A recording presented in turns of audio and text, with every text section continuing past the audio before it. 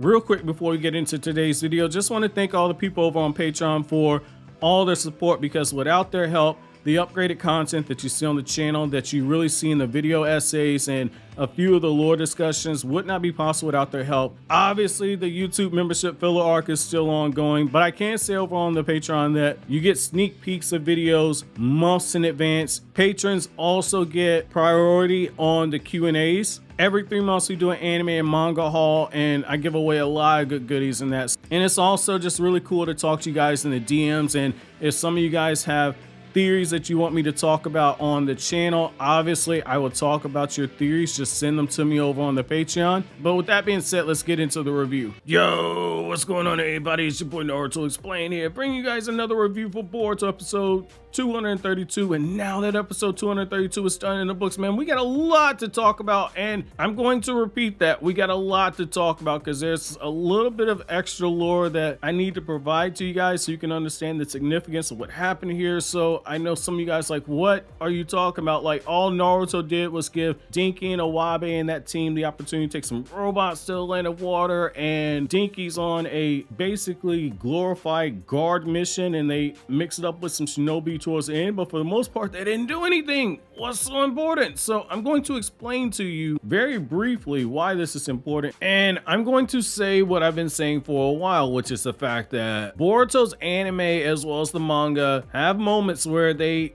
directly or indirectly reference stuff that happens in the light novels, or they pull information from the light novels, or they pull lore from the light novels. Boruto's anime episode basically did what the Doctor Strange Multiverse of Madness trailer just did, which is they acknowledge and reference the events of the Disney Plus series. And if you only watch the movies, you say, what in the world are they talking about? Boruto's anime has been doing this for 5 years, and Boruto's manga has been doing this for 6 years, where they reference or they pull stuff from the light novels, and if you read it, you're rewarded. If you don't read it, you're going, what in the world are they talking about? So don't worry, I got you like always when it comes to that information. The short and sweet of it is that we know, based off of the light novels, that the land of water has a bit of a trade imbalance, right? When it comes to their trading with the other nations, they provide a lot of fresh water, and they provide a lot of fish and a few other things to the other villages. However, they trade very heavily with the land of Earth. And because they trade very heavily with the land of Earth to a point where they're dependent on the land of Earth, there's a little bit of leverage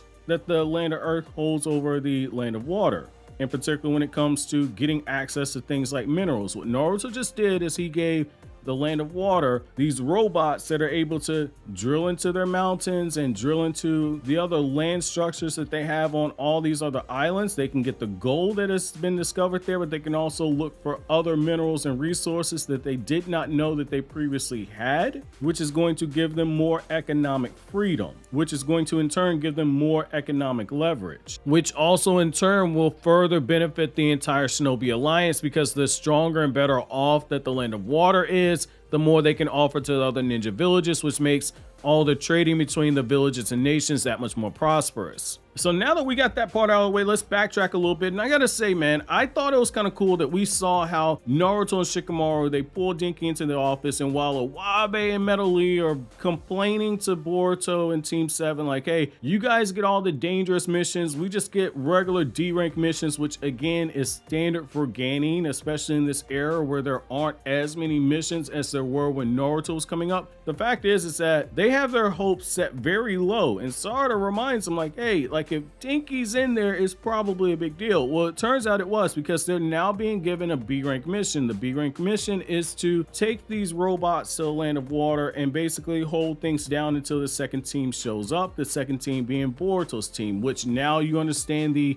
importance of these robots and why they're being sent there. So that is something that justifies a B-rank mission on top of what Shikamaru told Denki in the Hokage office, which is the fact that, like, hey, there are going to be other people who want this technology. We can't let this fall out of Konoha's hands while we're trying to transport this to the land of water, which that's very consistent. Konoha's ninja tech has been something desirable. The Kara organization was trying to get their hands on it and did get their hands on a lot of that information via Katasuke being placed under that genjutsu. So I thought it was cool to see that, and I did think that we had a few scenes points where it was very interesting, where you see Denki and he's using that PlayStation 5 controller, and Denki is controlling these robots, and you see how they're working with the miners and they're going into those caverns and they're digging out the natural resources. And we have times where Denki, because of the physical nature of just getting there, we see like, okay, like stamina wise, he doesn't have the best stamina. However, when it comes to attack opportunities, Denki is able to really show like, hey, I can operate these robots, and any changes I gotta make, I can make the changes to them. However, as Denki is showing all this stuff off, we see exactly what Shikamaru and Naruto warned them about, which is as they're doing this, there are people that are inside that mine that are able to use ninjutsu that are watching this, and instead of saying, hey, this would be something really good for the land of water, why don't we just take those robots ourselves? And that actually brings me to one of my critiques of the episode. I get why they didn't do this. I do something very similar when it comes to when I cover a lot of the light novels. After I get to a certain point, I just get to a point where I don't do recaps anymore. I just assume that you're caught up, and if not, I tell you where to get the information, and I just get right into it. The anime could have expounded on this a little bit more and discussed the fact that in this era of peace where there aren't as much need for ninja, you have people who are displaced and having to not be ninja anymore and do regular civilian jobs. Some people take that in stride. Other people take that and they just desert their village altogether and go to places like the Land of Silence, which we've briefly seen. Or you have people who take up mercenary work, or you have people like Kawaki's father, who, because of other stuff that happened in the Fourth Great Ninja War, on top of all these other circumstances, ends up having a drinking problem as a way to actually cope with stuff, because what they've been trained to do since they were children, they're no longer able to do. When you look at the vessel arc and the extra information they did with Al, look at the fact that Al looked like he was completely lost as a person, because he could no longer be a shinobi. And that's how Carl was able to pounce on that weakness that he had. I really felt like there was a great opportunity to give more characterization to these two characters. That way they don't feel like the run-of-the-mill villain of the week. However, I understand why. They've already touched on this a few times in passing. At a certain point, you got to stop with the recap. That way it doesn't start bogging down the story. We're 232 episodes in. If you've not caught on to that theme and the message that the progress that the ninja world has made has had other ramifications that are affecting people in different ways, the anime isn't going to continue just spoon feed examples of it. At a certain point, the anime is expecting you to already know it. That way it can start focusing more so on the character development. I personally wasn't a huge fan of this episode, but I get what they're trying to accomplish with the world building here, as well as the characterization and some of the things that they've been building on. But getting back to the whole plot twist of, oh my god, these are the bad guys, they've been hiding in secret the whole time. I didn't think it was the best executed, but I get what they're going for. It's really tying back to what you got in the original Naruto manga in early part 1, which is a ninja must always learn to see past deception, which for anybody saying, man, I wish this was a story about ninjas versus ninjas, they're really giving you a lot of ninja elements right here, which is very refreshing, because I mean, like, we went from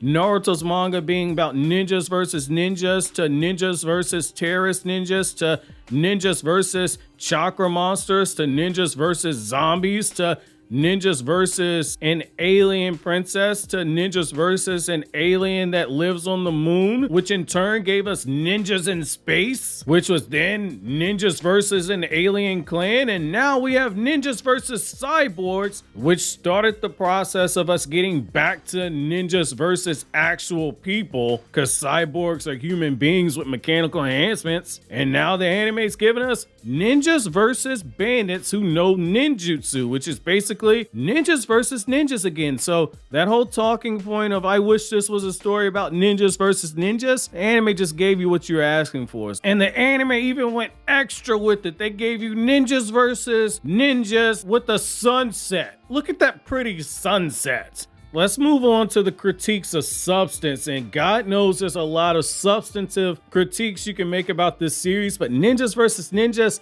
kill that noise. You're saying that in 2022, especially after the last few weeks where it's been ninjas versus ninjas in quite a few episodes?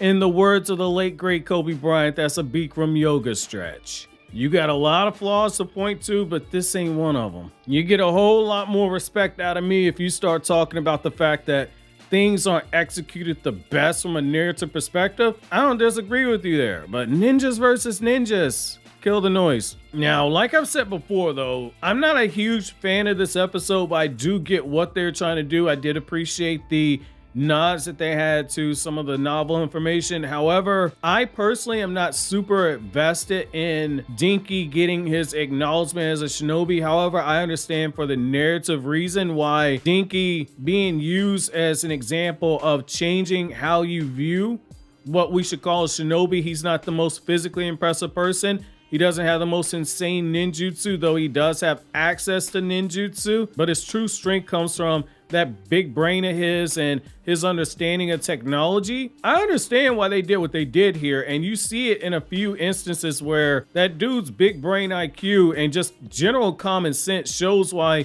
he should be the tuning on that team. If you leave it to Iwabe, he would have used a Earth-style jutsu to stop the people that are trying to escape, and he would have killed everybody in that cavern. So I get it. And I get how they're trying to pay off a lot of the stuff where in the Academy arc, how Denki was a character that you looked at and said like, yo, I don't know if this guy's gonna make it as a ninja. He don't look like he part of that ninja life. I get why they're trying to do this. I just personally, I'm not vested, but I've seen the episode, so I get where they're going with this character arc. I'll probably get more interested once we get to the next episode when you have Team Sarda and they show up and you see Kawaki interact with Team 7 this time, and you get more of the expansion in what's happened in the Land of Water with Kagura and what he's doing with guarding the new generation 7 Ninja Swordsmen of the Mist who are currently in prison based on the episode preview. Because of what we had with the leaked information, I'm very interested in those episodes,